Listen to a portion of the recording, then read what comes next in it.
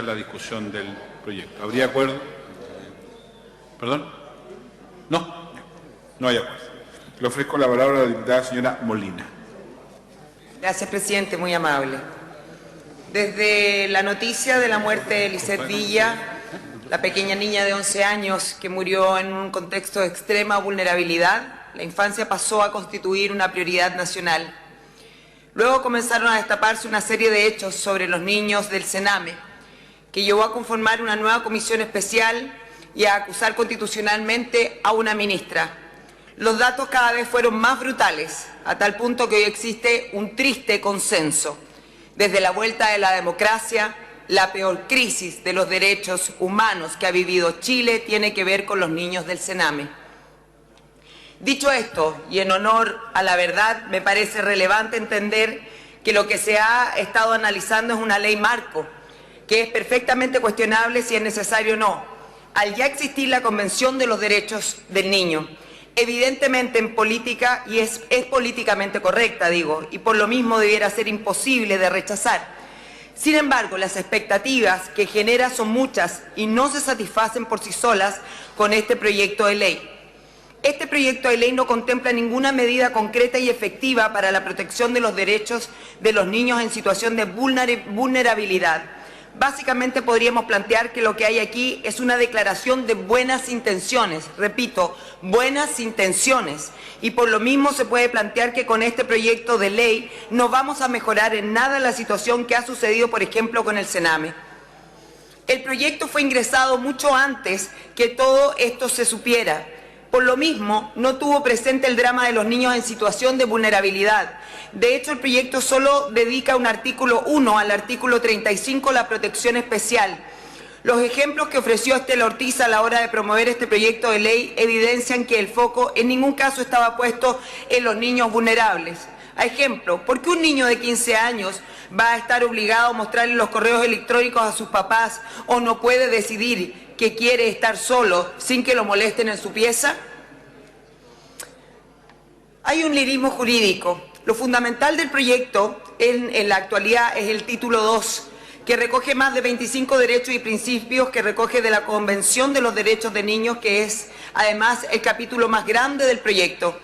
En el mensaje de la iniciativa se afirma que el proyecto viene a bajar a la legislación chilena estos derechos. Sin embargo, este ejercicio es trivial, porque los derechos de la Convención de los Derechos del Niño se entienden incorporados a nuestra legislación en virtud del artículo 5 de la Constitución.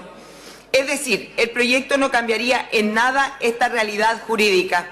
A lo anterior se suma que el proyecto no contempla ninguna medida concreta y efectiva para la protección de los derechos de niños en situación de vulnerabilidad.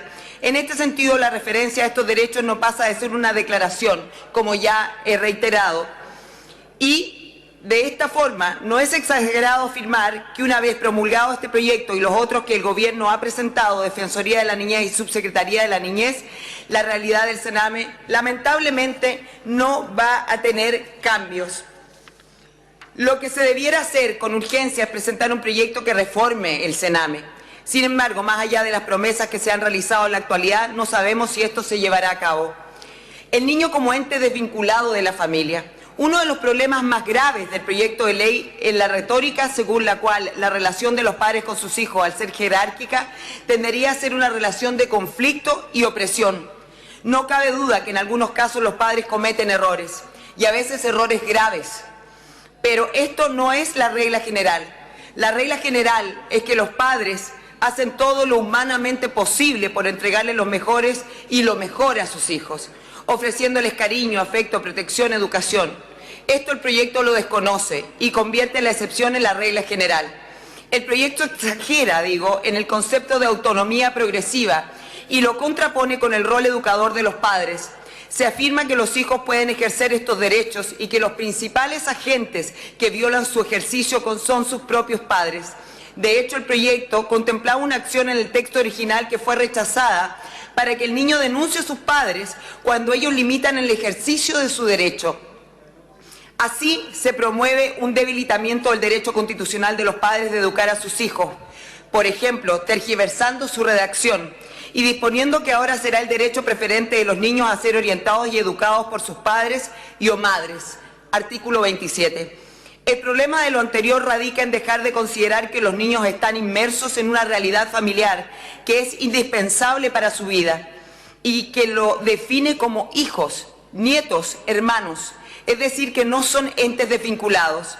Por esto el proyecto omite que la libertad del niño no se opone al derecho de los padres de educar a sus hijos, por lo que precisamente son ellos quienes le enseñan al niño qué es la libertad y cómo ejercerla.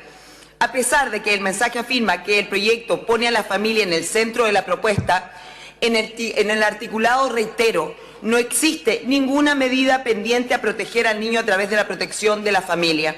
Y esto ocurre porque no se le otorga la relevancia debida a la familia, que debe llevarnos a la convicción de que la mejor manera de proteger los derechos de los niños es el resguardo del medio ambiente familiar. He dicho, señor presidente, muchas gracias. Gracias, diputada Andrea Molina. En el tiempo de la bancada del Partido por la Democracia tiene la palabra el diputado